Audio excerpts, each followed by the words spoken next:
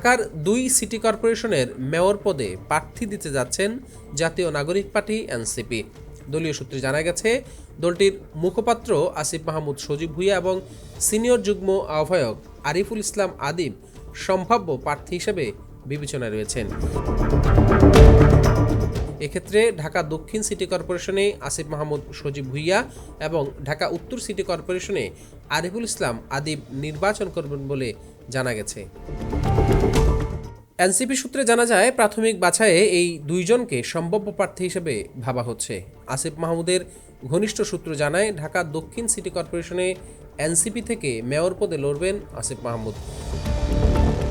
অন্যদিকে নিজের প্রার্থিতার বিষয়টি নিশ্চিত করে আরিফুল ইসলাম আদিব জানিয়েছেন, দলের প্রাথমিক আলোচনায় 2 সিটি কর্পোরেশনে আমি এবং আসিফ মাহমুদ প্রাথমিক আলোচনায় আছি। চূড়ান্ত সিদ্ধান্ত দলের পক্ষ থেকে পরবর্তীতে জানানো হবে। এনসিপির নেতারা বলছেন, সদ্য সমাপ্ত নির্বাচনে ঢাকা মহানগরীর 3টি আসনে প্রতিদ্বন্দ্বিতা করে 1টি আসনে জয় লাভ করলেও বেশ ভালো ভোট পেয়েছেন তারা।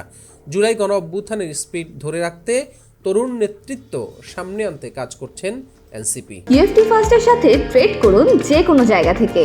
ক্যাম্পাসে ক্লাসের ফাঁকে, ঢাকার জ্যামে বসে কিংবা ঘরে বসে, ট্রেডিং এখন হাতের মুঠোয়। তাই ট্রেড করুন যখন খুশি, যেখানে খুশি।